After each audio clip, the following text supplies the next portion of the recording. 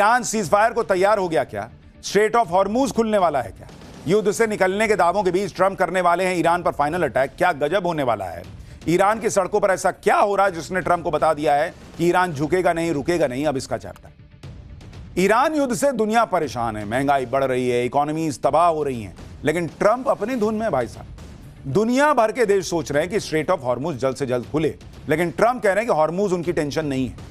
Trump को बस अपनी जीत से मतलब है, वो किसी भी कीमत पर ईरान युद्ध जीत गए ये दिखाना चाहते हैं। लेकिन ट्रंप के चाह लेने से आज की डेट में कुछ नहीं होता। यही वो पॉइंट है जहां ट्रंप बुरी तरह फंस गए। अपनी ताकत दिखाने और चौधरी बनने के चक्कर में युद्ध शुरू तो कर दिया, लेकिन अब बाहर निकलने का रास्ता नहीं दिख रहा। दुनिया युद्ध में कराह रही है, ट्रंप पर प्रेशर बढ़ रहा है, वहां उनके खुद के देश में लोग उनके खिलाफ हो गए। लेकिन क्या ट्रंप भी ऐसा सोच रहे हैं या फिर उनका कोई अलग ही प्लान है? क्योंकि ट्रंप अमेरिकी पब्लिक को संबोधित करने वाले हैं और उसमें कुछ बड़ा ऐलान कर सकते हैं, ऐसा कहा जा रहा है। और उस संबोधन में कुछ ही घंटे बचे। उससे पहले ट्रंप ने जो बातें कही हैं उससे आशंकाएं और बढ़ रही हैं, क्योंकि ट्रंप कह रहे हैं कि 1-2 हफ्ते में युद्ध खत्म हो सकता है, अमेरिका जल्दी ही इस युद्ध से बाहर निकल जाएगा। साथ ही ट्रंप हमले की भयंकर तैयारी भी कर रहे हैं। क्या ईरान पर ट्रंप फाइनल अटैक की प्लानिंग कर रहे हैं? क्या ट्रंप जीत के ऐलान के साथ युद्ध से बाहर निकलेंगे, जबकि ईरान कह रहा है कि हम तो हमले जारी रखेंगे? क्या ट्रंप खाड़ी देशों को हमेशा के लिए झुलसता छोड़ देंगे? ट्रंप कल क्या बोलते हैं इस पर बहुत कुछ डिपेंड करता है, लेकिन एक बात तो साफ है कि ईरान युद्ध ने अमेरिका का डबल स्टैंडर्ड दुनिया के सामने खुला रख दिया है। हालत यह है कि अमेरिका के सहयोगी देश ही अब ट्रंप का साथ छोड़ चुके हैं। Britain, Italy, Australia, Germany, Spain जैसे देश ट्रंप को आईना दिखा रहे हैं और इसी वजह से अकेले पड़े ट्रंप और बौखला गए। इसी बौखलाहट में ट्रंप नेटो खत्म करने की धमकी दे रहे हैं, सहयोगी देशों को भविष्य में देख लेने की भी धमकी दे रहे हैं। ब्रिटेन और स्पेन कह रहे हैं कि हमें कोई फर्क नहीं पड़ता, यह हमारा युद्ध नहीं है, तुमने शुरू किया, तुम इससे निपटो। यानी ट्रंप के लिए हर गुजरता दिन टेंशन बढ़ा रहा है और ऐसे में अब सबको इंतजार है कि कल ट्रंप संबोधन में क्या बोलेंगे। उधर ईरान भी अड़ा हुआ है कि अमेरिका भरोसे के लायक नहीं है, हमें अमेरिका पे भरोसा नहीं है और बिना ईरान के माने तो युद्ध खत्म होगा नहीं। तो ट्रंप किस प्लान पे काम कर रहे हैं भाई? ईरान किस तरह से हमले कर रहा है और कौन सी बड़ी बात अमेरिका और इजराइल के लिए कह दी है उसने? क्या युद्ध अपने आखिरी स्टेज पर आ गया है या फिर यह तबाही की नई शुरुआत है? ईरान की सड़कों पर ऐसा क्या हो रहा है जो ट्रंप के लिए मुसीबत बढ़ा रहा है? सब दिखाऊं उससे पहले एक झलक देखिए।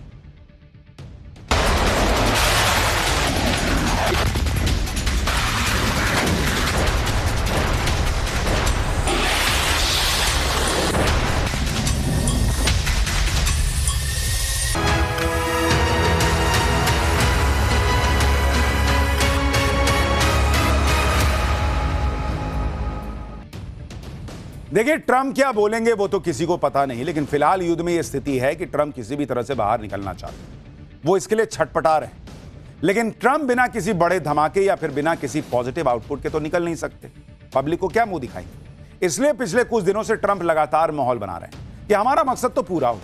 ईरान में रिजीम चेंज हो गया है, ईरान न्यूक्लियर हथियार बना भी नहीं पाएगा और हॉर्मूज से हमें तो कुछ लेना देना नहीं। अब तो ट्रंप ने बड़ी बात बोल दी। ट्रंप ने कह दिया कि अमेरिका जल्दी ही अपनी सेना वापस बुला लेगा, अगले 2-3 हफ्तों में युद्ध खत्म हो सकता है, ईरान से किसी समझौते की कोई जरूरत ही नहीं है, हम इस संघर्ष को लंबा खींचने के पक्ष में ही नहीं। ट्रंप की बातों से यही लग रहा है कि वो ईरान युद्ध से बाहर निकलने की जल्दी में, और अगर ऐसा होता है तो दुनिया राहत की सांस लेगी। लेकिन ट्रंप ने यह भी कह दिया कि हॉर्मुज स्ट्रेट खुले या बंद रहे, उससे अमेरिका को कोई लेना देना नहीं। यानी डोनाल्ड ट्रंप और उनके लोग रोज ये प्रयास करते हैं कि वो किसी तरीके से ये साबित कर दें कि डोनाल्ड ट्रंप और अमेरिका ये युद्ध जीत गए, डोनाल्ड ट्रंप की वाहवाही हो जाए, डोनाल्ड ट्रंप को लोग चीता मानने लग जाए। अच्छा, इससे एक कहानी याद आई, आपको सुनाता हूं जो डोनाल्ड ट्रंप और उनके लोग कर रहे हैं। एक बार क्या हुआ कि कुछ दोस्तों में एक दोस्त ने कहा कि यार मेरे दादाजी ना अद्भुत थे, अद्भुत। गए सीधा सामने सामने शेर से लड़ गए। सारे दोस्त बोले यार क्या बात कर रहे हैं? हाँ, गए दादाजी और लड़ गए शेर से सामने सामने। सब दोस्तों के होश उड़ गए और वो बोले जाए यही कि मेरे दादाजी तो सामने सामने शेर से लड़ गए। तो एक ने पूछा कि फिर क्या हुआ? तो बोला कि क्या हुआ, शेर दादाजी को खा गया। तो डोनाल्ड ट्रंप का भी यही हाल है। ये और उनके लोग जो हैं वो रोज ये साबित करने में लगे हैं कि ये अमेरिकियों के दादाजी जो हैं ट्रंप, ये तो एकदम सामने सामने की लड़ाई लड़ रहे हैं। लेकिन रियलिटी यही है कि शेर इनको खा गया है। ईरान इनको खा गया है बॉस, इनकी भुरकुच्ची उड़ा दी है।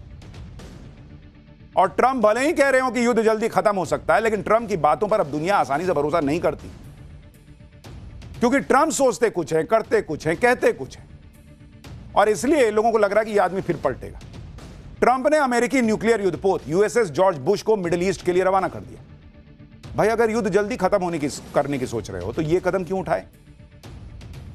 दूसरी तरफ ट्रंप अमेरिकी बम वर्षक विमानों को भी मिडिल ईस्ट भेज रहे हैं, यानी अमेरिका हमले की भयंकर तैयारी कर रहा है। दूसरी तरफ ईरान पर अमेरिका और इजराइल के हमले भी जारी हैं। आप यह भी देखिए कि ट्रंप भले ही युद्ध जल्दी खत्म होने की बात कर रहे हैं, लेकिन इजराइल तो युद्ध रोकने को तैयार ही नहीं है। इजराइल के पीएम नेतन्याहू ने कह दिया है कि ईरान के साथ जंग खत्म करने की कोई डेडलाइन तय नहीं कर सकते। यानी ईरान युद्ध जल्दी खत्म होगा, ट्रंप के इस दावे पर भरोसा कैसे किया जाए? क्योंकि ग्राउंड पे कुछ हो रहा है, इजराइल कुछ कह रहा है, ये भाई साहब कह रहे हैं हम जल्दी निकल जाएंगे। क्या है? इस बीच ट्रंप ने एक और बड़ी बात कह दी। अपने संबोधन से पहले आज ट्रंप ने कहा कि ईरान के नए शासन के राष्ट्रपति ने अमेरिका से सीज फायर करने की अपील की। सीज फायर की अपील पर स्ट्रेट ऑफ हॉर्मुज खुलने के बाद विचार करेंगे, तब तक हम ईरान पर हमले करते रहेंगे, ईरान को पाषाण युग में पहुंचा देंगे। यानी युद्ध जल्दी खत्म होने के दावे को ट्रंप ने ही अपने बयान के से संदेह के घेरे में ला दिया। तभी तो कह रहे हैं ना कि ईरान को स्टोन एज में पहुंचा देंगे। लोग तो कह रहे हैं कि आखिर ट्रंप से सीज फायर की अपील की किसने? क्योंकि ईरान की नई रिजीम के राष्ट्रपति पेजेश्कियन है और पुरानी रिजीम के राष्ट्रपति भी पेजेश्कियन है। तो ट्रंप ने किससे बात कर ली भाई? ट्रंप को हेलुसिनेशन हो रहा है क्या कि कोई सामने ईरान का वाला बैठा है और उनसे वो बात कर रहे हैं? दवा टाइम पे लेनी चाहिए इनको। उम्र में जब हो जाती है ज्यादा तो दवा टाइम पे लेना बहुत जरूरी होता है, नहीं तो आदमी ऐसी ही बहकी बहकी बातें करता है। कौन ट्रंप को ये सब बोलता है बोलने के लिए, या खुद ही बोल देते हैं? भगवान मालिक है बॉस। ट्रंप अपने हिसाब से दावे कर रहे हैं, नई नई कहानियां गढ़ रहे हैं। स्ट्रेट ऑफ हॉर्मुज पर कल कहा कि वो खुले ना खुले हमें उससे कोई लेना देना नहीं। आज कह रहे हैं कि हॉर्मुज खुलेगा तो सीज फायर की अपील पर विचार करें। ट्रंप एक बात पर टिके नहीं रहते। ट्रंप के रोज के इस ड्रामे से दुनिया हैरान है, और अब तो ईरान की सेना IRGC ने भी ट्रंप को क्लियर कट कह दिया है कि अमेरिकी राष्ट्रपति ट्रंप के नाटकों और रहस्यास्पद दावों से स्ट्रेट ऑफ हॉर्मुज नहीं खुलेगा। यानी ट्रंप हर दिन अपनी ही बात से पलटी मार जाता है, और इसी वजह से ट्रंप की क्रेडिबिलिटी कम होती जा रही है। जबकि ईरान के नए सुप्रीम लीडर अयतुल्ला मुस्तफा खामनेई ने तो ईरान का स्टैंड बिल्कुल क्लियर कर दिया है। मुस्तफा खामनेई ने कहा कि ईरान लगातार अपनी नीति पर कायम रहेगा, अमेरिकी जायनिस्ट दुश्मनों का प्रतिरोध करता रहेगा, उनके खिलाफ प्रतिरोध को ईरान का समर्थन रहेगा। ईरान ट्रंप के सामने आज भी डटकर खड़ा है। आप ईरान की एक और तस्वीर देख लीजिए। ट्रंप के मुताबिक ईरान में कुछ नहीं बचा है। ईरान में लोग डरे हुए हैं, वहां की लीडरशिप सामने नहीं आ रही। बिना किसी सुरक्षा तामझाम के ईरान के राष्ट्रपति पेजेश्कियन लोगों के बीच रैली में दिखाई दिए, जबकि ट्रंप का दावा है कि ईरान की लीडरशिप तो डरी हुई है। यह कैसा डर है भाई? पेजेश्कियन तो खुलेआम घूमते दिख रहे हैं। इसी रैली में ईरान के विदेश मंत्री अब्बास अराक्ची भी लोगों के बीच दिखे। अराक्ची तो पब्लिक के साथ सेल्फी ले रहे थे, जिसका वीडियो बड़ा वायरल हो रहा है। तो यह कौन सा डर है जो डोनाल्ड ट्रंप को दिख रहा है और दुनिया को नहीं दिख रहा? इन तस्वीरों से ईरान ने ट्रंप को बड़ा मैसेज दे दिया कि ईरान नहीं झुकेगा बॉस। ईरान ने तो अमेरिका की बड़ी बड़ी कंपनियों को अल्टीमेटम दे रखा है। क्लियर कट कह दिया है कि अब अगर उसके नेताओं को मारा तो खाड़ी देशों में ग्लोबल अमेरिकी कंपनियों पर हमला होगा। ईरान ने 18 अमेरिकी कंपनियों से कह दिया कि वो दफ्तर खाली करें। ऐसा दावा भी किया कि ईरान ने बहरीन में अमेज़न के डेटा सेंटर पर हमला भी कर दिया।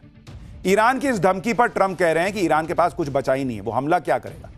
सुनिए कैसे ट्रंप ईरान की धमकी को हल्के में ले रहे हैं और अमेरिकी कंपनियों पर मंडरा रहे खतरे को मान नहीं रहे।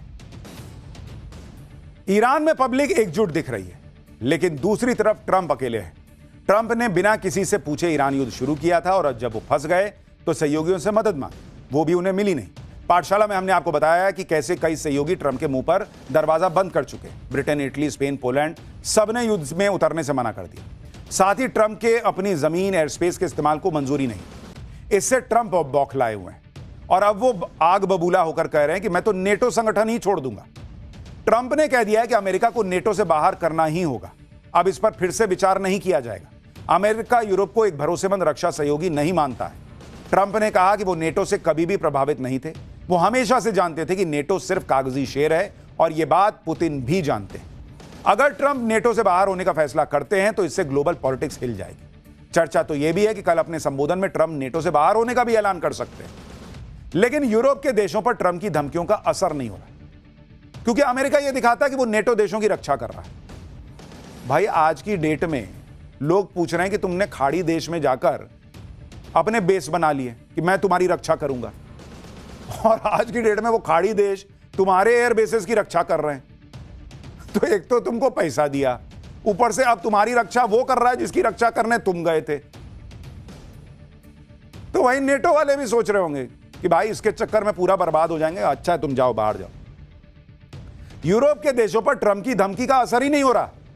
ब्रिटेन तो ट्रंप का लोड ही नहीं ले रहा।